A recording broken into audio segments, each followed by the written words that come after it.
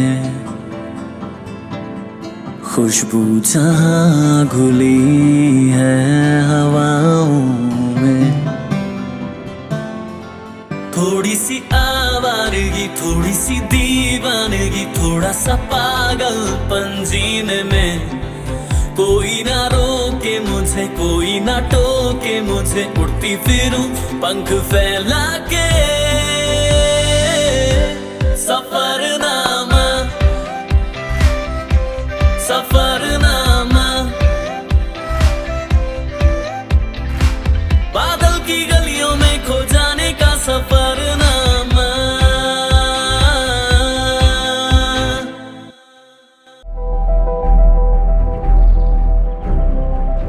A land which is rich in art and culture.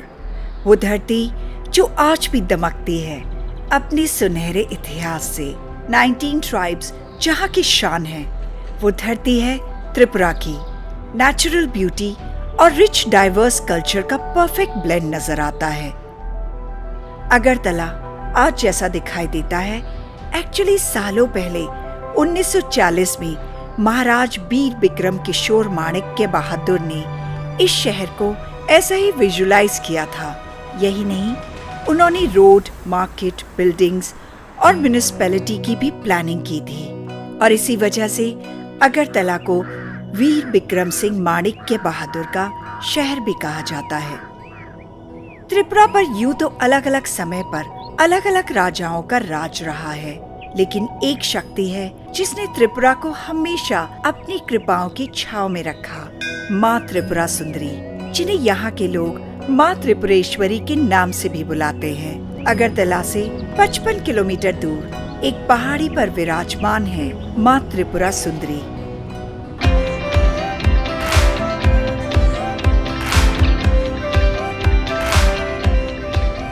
Tripura की capital city Agartala Guwahati के बाद north east India की दूसरी सबसे बड़ी सिटी है। अगरतला का अर्थ होता है अगर के नीचे। अगर एक खुशबूदार पेड़ का नाम है जिससे परफ्यूम बनाया जाता है, और क्योंकि इस क्षेत्र में अगर के पेड़ बहुत मात्रा में पाए जाते हैं, इसलिए इस जगह का नाम अगरतला पड़ा।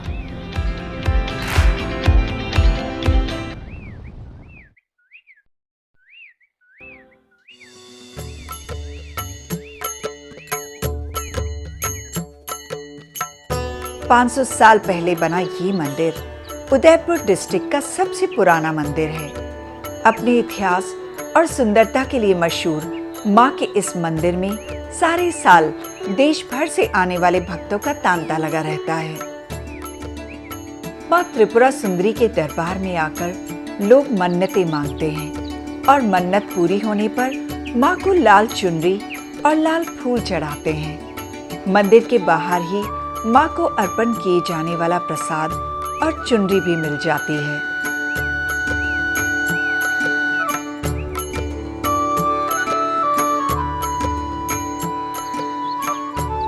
कहते हैं 15वीं शताब्दी में त्रिपुरा में राजा धन्य माणिक्य का राज था। एक बार सपने में उन्हें देवी माँ ने दर्शन दिए और कहा कि उनके मंदिर का निर्माण करें, लेकिन उस जगह पर पहले से ही विष्णु जी का मंदिर था। अगले दिन राजा को फिर से वही सपना आया। तब राजा को समझ आ गया कि विष्णु और शक्ति दोनों ही सर्वशक्तिशाली ब्रह्मांड के दो रूप हैं। तब राजा ने सन 1501 में इस मंदिर का निर्माण करवाया। इस मंदिर को यहाँ के लोग माता बाड़ी के नाम से भी बुलाते हैं।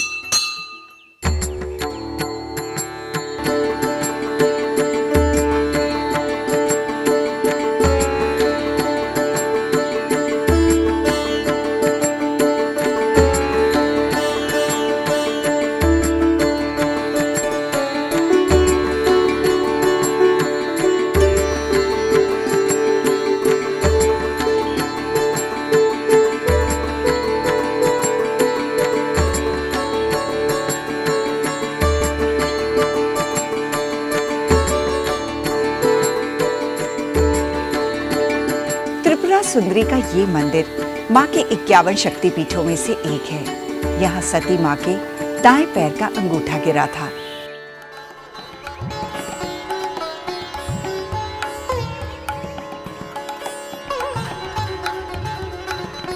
त्रिपुरा सुंदरी मंदिर कर्मपीठ के नाम से भी जाना जाता है। यहाँ माँ त्रिपुरा सुंदरी 2 रूपों में विराजमान है। माँ त्रिपुरा सुंदरी जो कि कछुए के आकार के पत्थर पर विराजमान है और दूसरी माँ छोटू माँ के नाम से विराजमान है।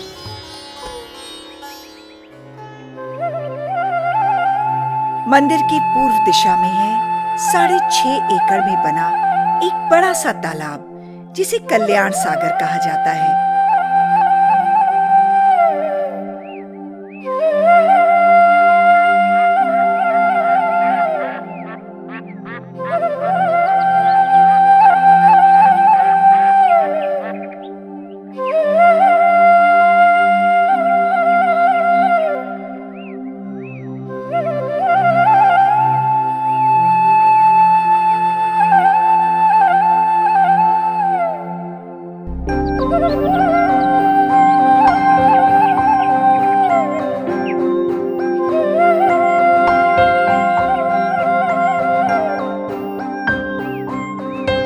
मंदिर में माँ त्रिपुरा सुंदरी के दर्शन कर मैं धन्य हो गई और मेरे दिन की इससे अच्छी शुरुआत तो हो ही नहीं सकती थी। यहाँ से मैं निकल पड़ी हूँ अगरतला को एक्सप्लोर करने के लिए और मुझे पता चला यहाँ के रबर प्लांटेशन के बारे में, तो मैंने फौरन वहाँ जाने का मन बना लिया क्योंकि मेरे लिए ये एक नया एक्सपीरियंस होने वाला था।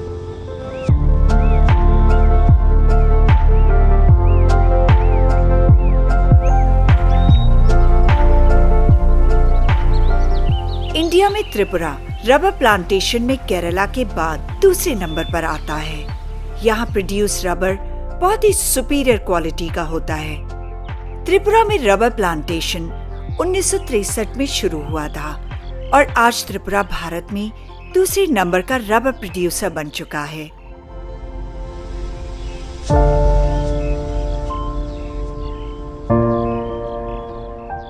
यहाँ के लोगों के लिए रोजगार का पहला जरिया ये रबर प्लांटेशन है।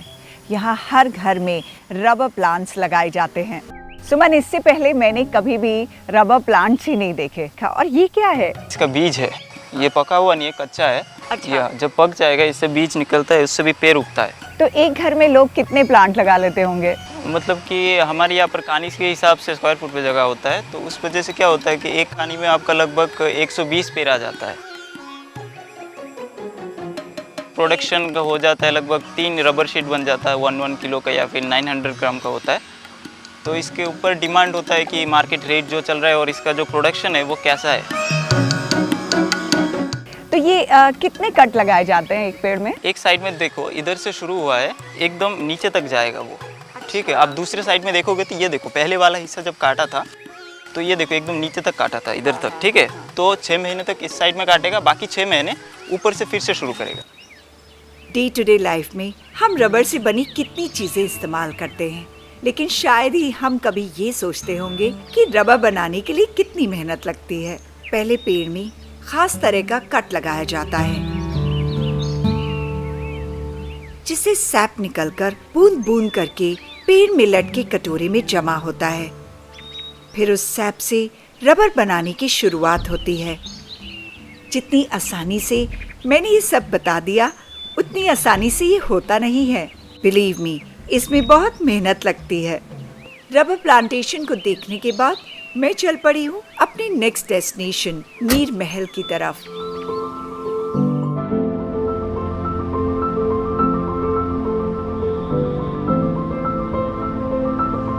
अगरतला से लगभग 53 किलोमीटर दूर है रुद्र सागर लेक, जिसके बीच में बना हुआ है नीर महल।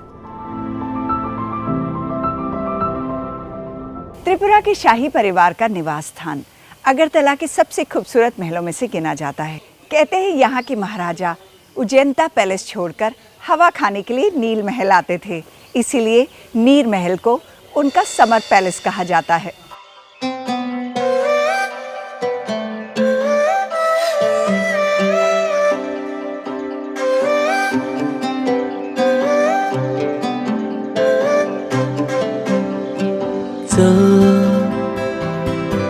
वहाँ चले खुशबू जहाँ घुली है हवाओं में।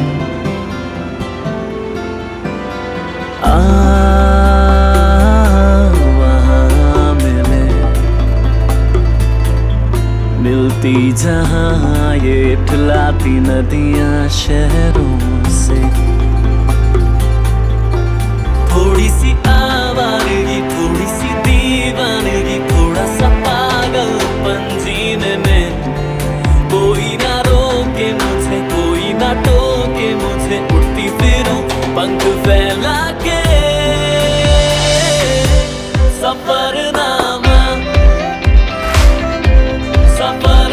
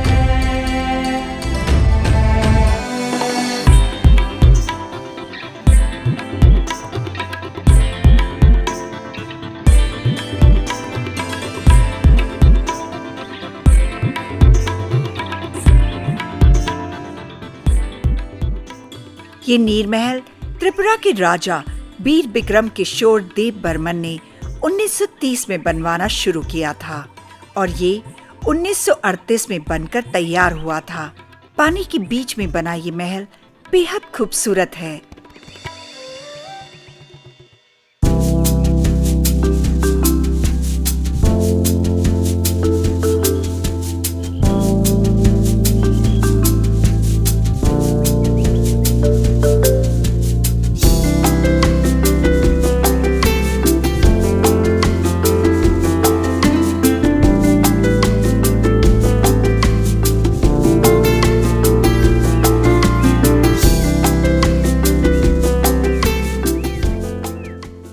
पैलेस 2 पार्ट्स में बटा हुआ है। वेस्टर्न पार्ट अंदर महल कहलाता है, जो कि रॉयल फैमिली के लिए बनाया गया था। ईस्टर्न पार्ट में ओपन एयर थिएटर है, जहां ड्रामा, डांस, थिएटर और दूसरे कल्चरल इवेंट्स हुआ करते थे, जहां इनवाइटेड महाराजास और उनकी फैमिलीज एंजॉय करते थे। ये नीर महल अपनी खूबसूरती के लिए ही नहीं, बल्कि अपने इंजीनियरिंग मार्वल के लिए भी जाना जाता है। ये किंग का डांस रूम है, and I feel like dancing now.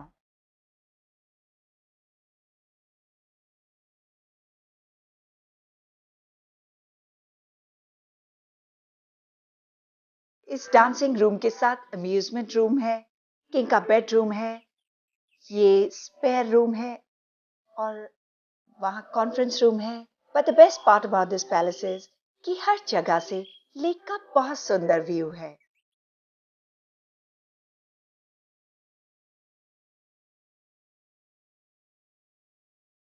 Royalties की बात ही कुछ और होती है।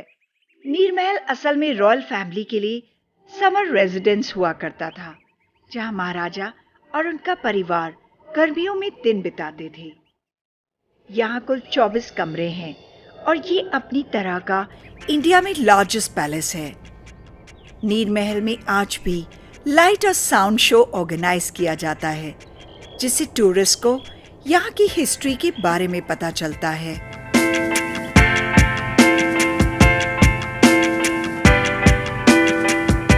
नीर महल का ग्रैंडियर देखने और यहाँ की सराउंडिंग्स को थॉरली एंजॉय करने के बाद मैं जा रही हूँ हेरिटेज पार्क, जहाँ आपको एक साथ पूरा त्रिपुरा देखने को मिल जाएगा। अगर नहीं समझे तो चलिए मेरे साथ, मैं दिखाती हूँ कैसे।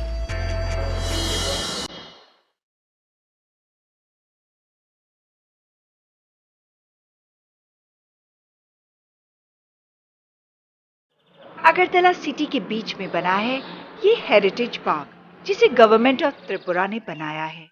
इस पार्क में त्रिपुरा के ट्राइबल और नॉन ट्राइबल सेक्शंस के आर्ट और कल्चर को बहुत ही हार्मोनिकली डिस्प्ले किया है।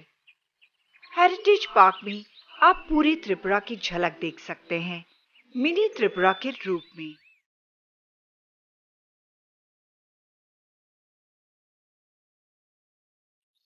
मिनिएचर आर्किटेक्चर का बेहतरीन एग्जाम्पल है अगरतला का हेरिटेज पार्क। यहाँ कर ऐसा लगता है कि जैसे त्रिपुरा के सारे अट्रैक्शंस और वंडर्स को एक कलरफुल पैलेट में सजा कर रख दिया हो। पिलक 8th और 10th सेंचुरी में बनाई गई वो मॉन्यूमेंट है जहाँ पर हिंदुइज्म और बुद्धिज्म एक साथ एग्जिस्ट करते हैं।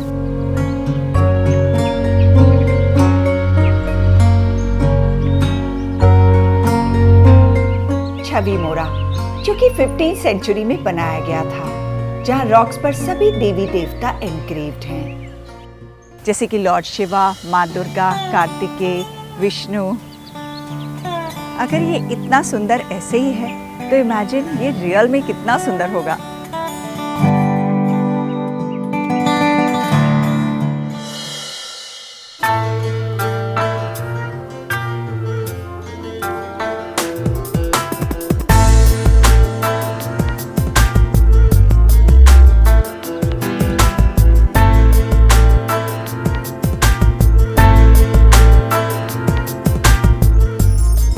चतुर्दश देवता मंदिर, इसका मतलब होता है जहाँ 14 देवता एक साथ वास करते हों। ये बहुत ही फेमस टेम्पल है जो कि अगरतला से 6 किलोमीटर दूरी पर है। उज्जैनता पैलेस अगरतला सिटी के बीचों बीच बना है the most striking Ujjayanta palace. Unakoti 7 से 9th सेंचुरी के बीच में बनाई गई थी, जहाँ पे रॉक्स पे गॉड एंड गॉडेसेस के एनग्रेविंग्स हैं और करीब 1 करोड़ से 1 कम, इसीलिए इस जगह का नाम है ऊनाकोटी और उसका ये मिनिएचर है।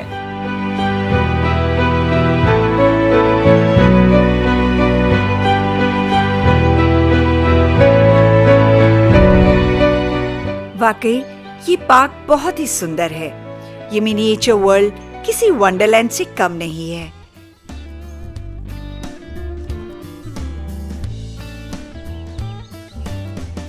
इस खूबसूरत मिनी त्रिपुरा से निकलकर अब मैं चल दी हूँ जगन्नाथ बाड़ी की ओर।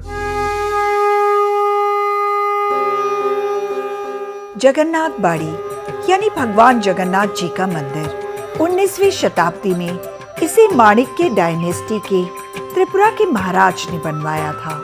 ये मंदिर उज्जैनता पैलेस के ग्राउंड में बना है, जिसके ठीक सामने बहुत ही खूबसूरत रॉयल लेक है। मंदिर में मौजूद जगन्नाथ, जिन्हें नील माधव कहा जाता है, इनकी प्रतिमा को जगन्नाथपुरी से लाया गया था। यहाँ भगवान जगन्नाथ बालभद्र और सुभद्रा के साथ दर्शन देते हैं।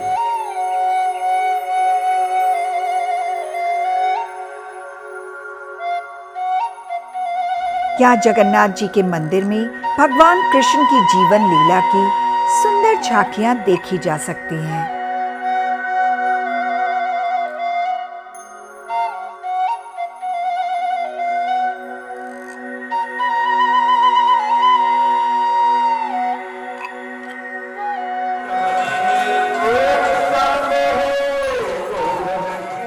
मैंने सोचा भी नहीं था कि यहाँ अगरतला में मुझे जगन्नाथ जी के दर्शनों का सौभाग्य मिलेगा। उनके दर्शन कर अब मैं जा रही हूँ उज्जैनता पैलेस।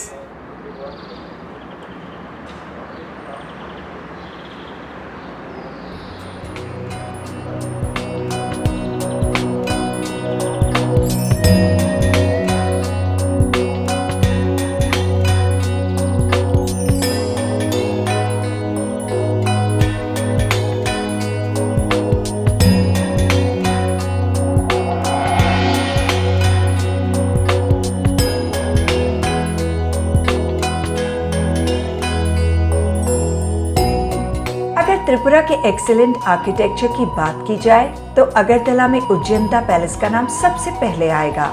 इंडो ग्रीक शैली में बना ये महल महाराजा राधा किशोर माणिक्य ने बनवाया था, लेकिन आज इसे म्यूजियम में कन्वर्ट कर दिया गया है।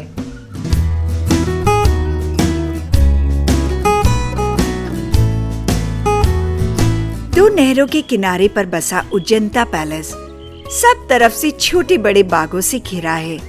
इसका नाम उज्जैनता पैलेस गुरु रविंद्रनाथ टैगोर ने दिया था। पहले ये महल माणिक्य राजघरानों के लोगों का घर हुआ करता था। देश की आजादी के बाद त्रिपुरा सरकार ने 1973 में उज्जैनता पैलेस को रॉयल परिवार से खरीद लिया और इसके बाद 2011 तक ये स्टेट लेजिस्लेटिव असेंबली के रूप में रहा। उसके बाद इसे स्टेट म्यूजियम बना दिया गया।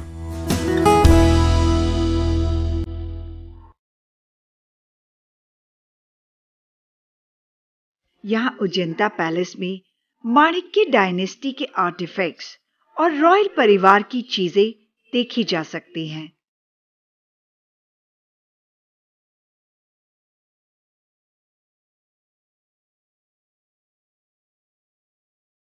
ऐसे बहुत से देवी देवताओं की कार्विंग रॉक्स पर बनी हुई है त्रिपुरा में।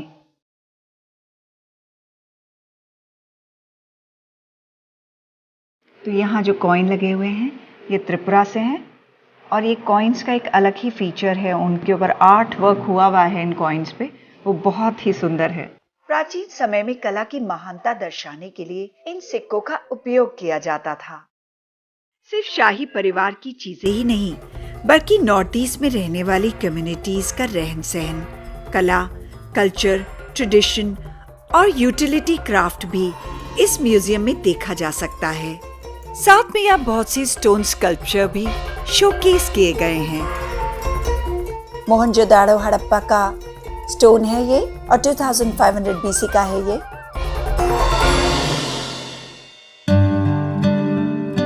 ये रविन्द्रनाथ टैगोर जी का स्कल्पचर है और रविन्द्रनाथ टैगोर जी ने इस उज्जैनता पैलेस को इसका नाम दिया था। उज्जैनता पैलेस के म्यूजियम में चारों ओर हिस्ट्री पिक्चर्स के थ्रू दिखाई गई है। यहाँ आने के बाद मुझे पता चला कि त्रिपुरा की हिस्ट्री कितनी रिच है, यहाँ का कल्चर, यहाँ का हेरिटेज कितना गिफ्टेड है और कितना रिच है।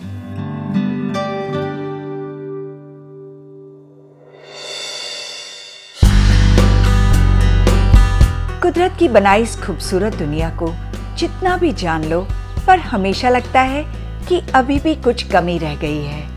और नॉर्थ ईस्ट इंडिया के बारे में तो ये बात बिल्कुल सही मालूम पड़ती है। कितना कुछ देखा मैंने, लेकिन लगता है जैसे अभी शुरुआत ही की है नॉर्थ ईस्ट इंडिया को जानने की।